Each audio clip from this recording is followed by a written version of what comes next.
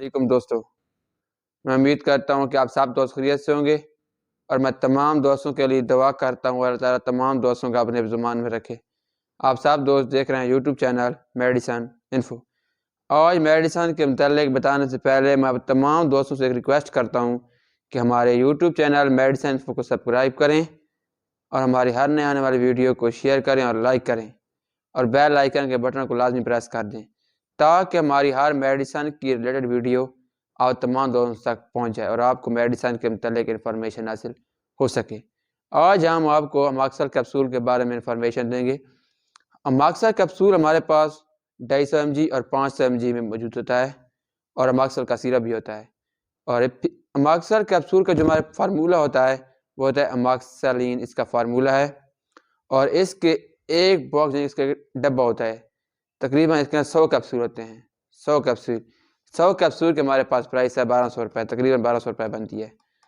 اور اب ہم اس کی کمپنی کی بات کریں گے کہ اس کو کون سی کمپنی میں یہ تیار کیا جاتا ہے، یہ کون سی کمپنی کی برانڈ ہے۔ یہ GSK company, Glaxo Smith Klein, یہ ایک بہت ہی اچھی کمپنی کی ایک میڈیسن ہے، ایک بہت ہی اچھا کیپسول ہے۔ اب ہم اس کے یوز کی بات کرتے ہیں کہ یہ کون سی بیماری کے لیے استعمال کی جاتا ہے، یعنی کہ نمونیا۔ اگر ہمیں آئے نمونیا، وہ بیماری آئے جو ان کے پھیپھڑوں وغیرہ میں پرابلم ہو جاتا ہے، تو ہم پھر اس میڈیسن کا استعمال کر سکتے ہیں۔ نمونیا کی بیماری کے علاج کے لیے ایک بہت ہی مفید میڈیسن ہے۔ اور ٹائیفائڈ بخار، اگر ہمیں ٹائیفائڈ بخار ہوتا ہے تو ہم پھر بھی اس میڈیسن کا استعمال کر سکتے ہیں۔ اس کے بعد اگر ہمارے معدے وغیرہ کے اندر انفیکشن ہے تو ہم پھر بھی اس میڈیسن کا استعمال اگر ہمارے معدے میں جلن ہوتی ہے تو ہم پھر بھی اس میڈیسن کا استعمال کر سکتے ہیں۔ اس کے بعد اگر ہمارا کان بہتا ہے یا ہمارے کان وغیرہ میں درد ہے یا ہمارے کان میں کسی قسم کا انفیکشن ہے تو ہم پھر بھی اس میڈیسن کا استعمال کر سکتے ہیں۔ یہ ایک بہت ہی مفید میڈیسن ہے۔ اس کے بعد اگر ہمارے گلے میں کوئی انفیکشن ہے تو ہم پھر بھی اس میڈیسن کا استعمال کر سکتے ہیں۔ اگر ہمارے یورینری ٹریکٹ کے اندر کوئی انفیکشن ہے، یعنی چھوٹے پیشاب والی نالی کے اندر کوئی انفیکشن ہے، یا جب ہمیں چھوٹا پیشاب آتا ہے تو ہمیں درد ہوتا ہے تو ہم پھر بھی اس میڈیسن کا استعمال کر سکتے ہیں۔ اور سکن انفیکشن، اگر ہمارے سکن کے اوپر چھوٹے چھوٹے دانے وغیرہ نکلے ہیں، پیپ نما، یا سکن پر ریڈ ہو گئی ہے تو ہم پھر بھی اس میڈیسن کا استعمال کر سکتے ہیں۔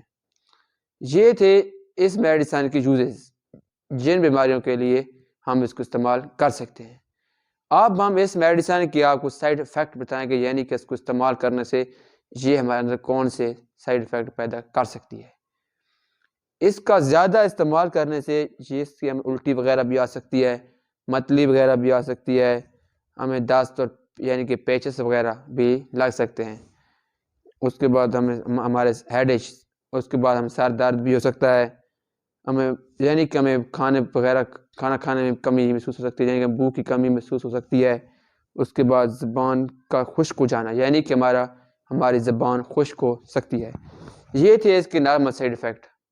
اور اس کے بعد ہم اس کی کنٹرا انڈیکیشن کی بات کرتے ہیں کہ وہ لوگ جو اس میڈیسن کو استعمال کرنے سے پہلے اپنے ڈاکٹر سے ضرور مشورہ کریں اور مشورے کی بغیر اس میڈیسن کا استعمال ہرگز نہ کریں، یعنی کہ حاملہ خواتین اس میڈیسن کا استعمال ہرگز نہ کریں، اور بریسٹ فیڈ یعنی چھوٹے بچوں دودھ پلانے والی عورتیں وہ بھی اس میڈیسن کا استعمال ہرگز نہ کریں، اور وہ پیشنٹ جن کو اماکسلین فارمولے سے الرجک ہے یا الرجی ہوتی ہے تو وہ بھی اس میڈیسن کا استعمال ہرگز نہ کریں۔